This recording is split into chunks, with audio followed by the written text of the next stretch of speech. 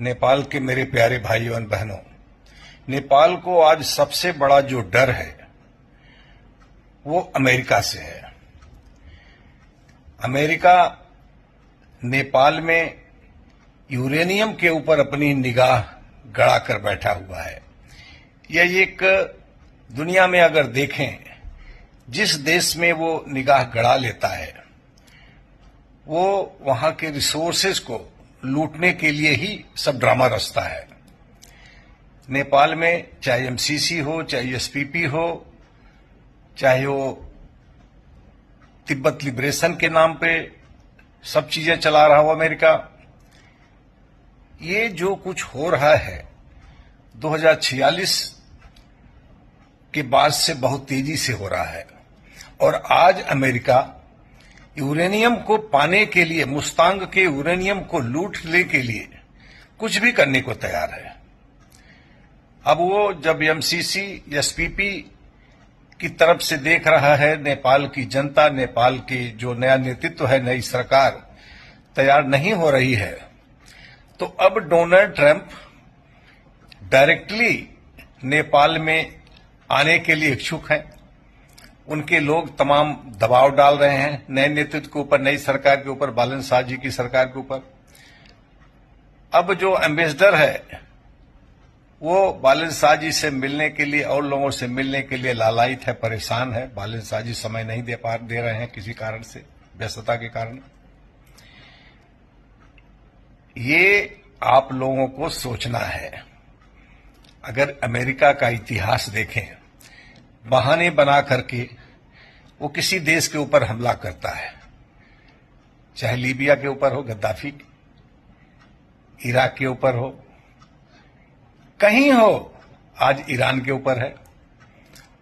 Iran के uranium पर America की निगाह है और वहां के लूटने के लिए कुछ भी करने को तैयार है। ईरान को तबाह कर दिया, लेकिन लूटने के लिए आज भी तैयार खड़ा है। इसे मेरे प्यारे भाइयों बहनों, अमेरिका नेपाल में मुस्तांग के यूरेनियम को लूटने के लिए कुछ भी करने को तैयार है। लेकिन नेपाल का सौभाग्य है कि वो चाइना और भारत के बीच में है, इसलिए ईरान, लीबिया, इराक या अन्य देशों में जहां अमेरिका ने लूट मचाई है, उस तरह से नेपाल नहीं है। नेपाल भारत का मित्र है और चीन उसके पड़ोस में है। लेकिन अमेरिका की निगाह मुस्तांग के यूरेनियम पर है मेरे भाइयों और बहनों। इस कारण से नेपाल में ये तबाही लगातार चलती रहेगी। लेकिन नई सरकार, बालन शाह जी की सरकार दिख रही है कुछ काम करने को लालायित है। नेपाल को दोबारा ऊपर लाने के लिए, विकासशील बनाने के लिए तैयार काम तो कर रही है, लेकिन कितना कर पाएगी। अब देखिए कितने प्रोपेगेंडा आजकल चल रहे हैं। कहीं 100 रुपए का भारत के बॉर्डर पर टैक्स। मेरे भाइयों बहनों, आपको एक जानकारी दे दूं, ये टैक्स एक बहाना था। आप लोगों को पता होगा नेपाल और बिहार बॉर्डर पर कितनी स्मगलिंग होती थी। सोने की स्मगलिंग, सुपारी की स्मगलिंग, इलायची की थोड़ी, कपड़ों की स्मगलिंग, तेल की स्मगलिंग, लहसुन की स्मगलिंग, मेडिसिनल प्लांट की स्मगलिंग, हथियार की स्मगलिंग, ड्रग ट्रैफिकिंग चल रही थी। बालन शाह जी की सरकार ने 100 रुपए के एक बहाना था, तमाम स्मगलर्स, तमाम विदेशी जासूस, नेपाल को बर्बाद करने वाले लोग, ये उनका एक अध्ययन हुआ है, उस पर एक रोक लगी है। 100 रुपए का बहाना, ये प्रोपेगेंडा चलाया गया नेपाल और भारत के विरुद्ध दूरियां बढ़ाने के लिए। और एक नया प्रोपेगेंडा चल रहा है आजकल, लिपुलेख, मानसरोवर के लिए रास्ता खुल गया। ये सब चीजें, ऐसे प्रोपेगेंडा से बचिए। इस प्रोपेगेंडा के पीछे पाकिस्तान लगा ही है, चीन भी है, अमेरिका भी है। नेपाल की तबाही, नेपाल को कैसे कमजोर करके रखा जाए, नेपाल को कैसे लूटा जाए, ये विदेशियों की साजिश है। मेरे भाइयों और बहनों, आज मैं बता दूं, आपका जो सबसे करीबी और सबसे जो विश्वसनीय मित्र है वो भारत ही है। भारत में भी पीछे रहे हैं लोग, इतिहास में गंदा काम किए हैं। अमेरिकी दलाल थे यहां दिल्ली में, लेकिन आप लोगों को फिर भी किसी भी दुनिया में किसी देश से ज्यादा विश्वास हम लोगों को भारत पे ही करना पड़ेगा, क्योंकि यहां भी नेपाल की चिंता करने वाले लोग बहुत लोग हैं, सरकार में भी है, बाहर भी लोग हैं। इसलिए मेरे प्यारे भाइयों बहनों, पाकिस्तान, चीन, अमेरिका, वेस्ट, चर्च, वेटिकन और जिहादियों द्वारा फैलाए गए झूठ प्रोपेगेंडा जो चल रहा है उस पर आप ध्यान मत दीजिए। आप अपने विकास के काम पर ध्यान दीजिए। भारत नेपाल के संबंध को दृढ़ बना के रखिए। हां, दृढ़ बनाने के साथ साथ उस पर अपनी अध्ययन करिए, समीक्षा करिए, लेकिन विश्वास के साथ आगे बढ़िए। मेरे प्यारे भाइयों और बहनों, नेपाल को विकास की अति आवश्यकता है। 3 करोड़ में से 80 लाख लोग बाहर हैं। कैसे रहते हैं बाहर देख ही रहे हैं। गल्फ में वार में अभी जो युद्ध हुआ चल रहा है, ईरान अमेरिका का, इजराइल का, कितने परेशान हुए होंगे लोग, कैसे वहां रहते हैं आप जानते हैं। इसलिए मेरे प्यारे भाइयों और बहनों, आप अपनी सरकार पर विश्वास रखिए, अपने पड़ोसियों पर विश्वास रखिए, पड़ोसियों से दोस्ती करके रखिए। अमेरिका यहां केवल लूटने आएगा, आपके लिए कुछ करने नहीं आएगा। उसका इतिहास देख लीजिए। पुराने समय से अमेरिका में रहने वाले जो वहां के ओरिजिनल निवासी थे उनके साथ क्या किया, हिरोशिमा नागासाकी जापान में क्या किया, इसके बाद वर्ल्ड वॉर में क्या, किस तरह से क्या धोखा दिया, क्या क्या किया, लगातार देख रहे हैं। इराक, लीबिया, आज ईरान देख रहे हैं।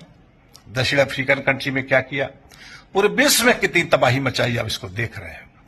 और सबसे बड़ा देश है जो दुनिया के सारे टेररिस्ट को अपने देश में पालता है, पोसता है, और जिस देश के टेररिस्ट होते हैं उन टेररिस्ट को उसी देश के खिलाफ यूज करता है। मेरे प्यारे भाइयों और बहनों, आप लोग नेपाल के विकास पर ध्यान दीजिए, नेपाल की शिक्षा पर ध्यान दीजिए। हां, नेपाल को एक न्यूट्रल पिलर से बांध के रखिए। अगर वहां का जो मुखिया है, स्टेट का चीफ है, अगर वो किसी पार्टी से होगा तो वो न्यूट्रल तो नहीं हो सकता। इसलिए न्यूट्रल मोनार्की ही हो सकती है, हिंदू अधिराज्य ही हो सकता है। दूसरा, जैसे जजेज हैं सुप्रीम कोर्ट, हाई कोर्ट या जिला अदालतों में, जिस तरह से पार्टी लाइन पे अभी तक जजेज होते थे, जस्टिस होते थे, बालन शाह जी की सरकार ने अभी उसको एक सिलेक्शन के माध्यम से करेगी, योग्यता के आधार पर करेगी, पार्टी लाइन पे नहीं होगा। इसलिए पार्टी लाइन पे हर चीजें समाप्त होने जा रही हैं। हां, लेकिन मैं बालन शाह जी की सरकार से यह आग्रह करूंगा कि अभी आपके पास फंड नहीं है, इसलिए सरकारी जो विद्यालय हैं उनको बढ़ाइए, लेकिन प्राइवेट जो विद्यालय हैं, प्राइवेट जो कॉलेजेज हैं, उसको अभी से बंद मत कराइए।